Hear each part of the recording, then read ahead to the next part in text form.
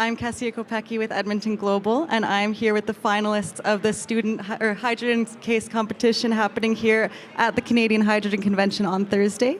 We're live here at the Edmonton Global stage from inside the convention center, where there's going to be up to 8,000 people here today. We're so happy to have you both here today. I'll start just getting your introductions. Hi, my name is Keerat. I'm a finance student at the University of Alberta, and I'm just excited to be here. Hi, my name's Ebun. I'm a fourth and final year student at the Alberta School of Business, and I actually wrote my last final yesterday, so I'm very excited to be here and focus on the competition.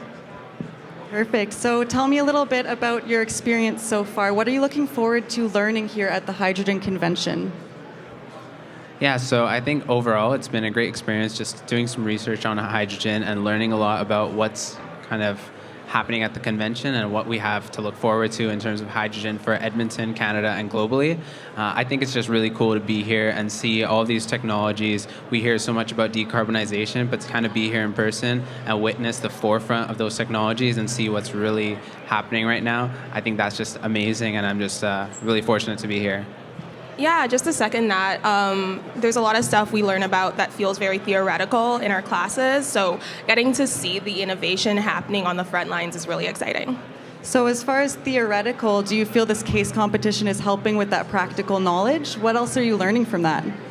Absolutely. So I do a lot of case competitions, but a lot of times you're speaking in a classroom to a bunch of potentially professors, sometimes consultants, but not necessarily people directly from the industry. And so I think it'll be really interesting to be speaking directly to the people who are going to be potentially implementing the things that we suggest.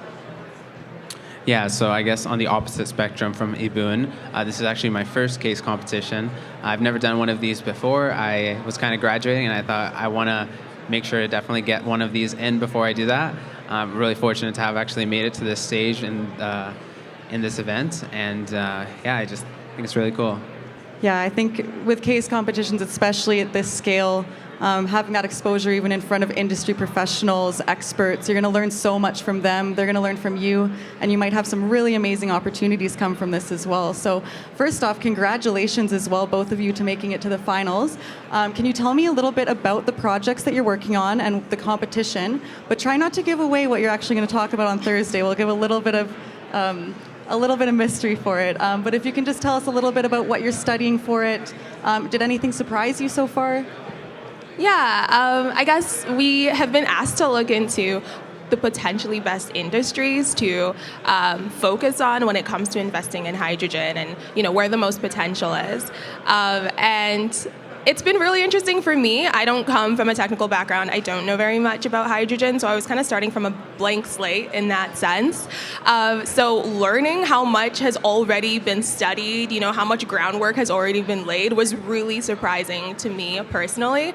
And it was really challenging to try and package all that into a 4-minute video, which is what we were asked to do in the preliminary round.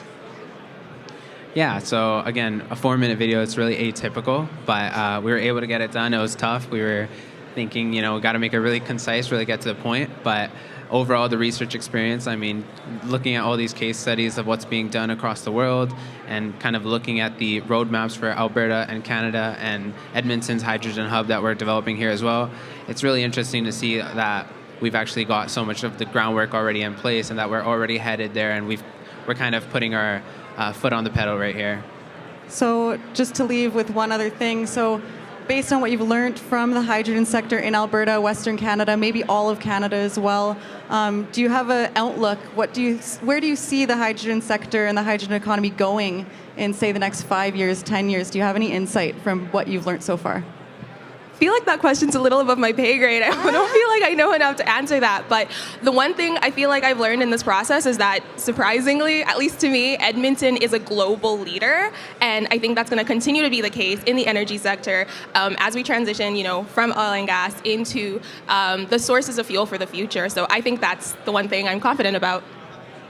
Yeah, I guess just adding on to that, it's really cool to see that Edmonton, in fact, if it was a country, it would be already in the top 10 hydrogen producers. So it's really cool to see that we're already kind of there. They're up there with the leaders.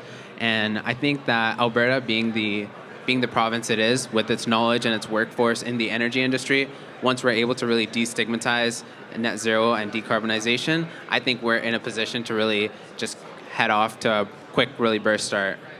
Awesome. Well, thank you both so much for joining us today at the Edmonton Global Stage here at the Canadian Hydrogen Convention. It was a real pleasure.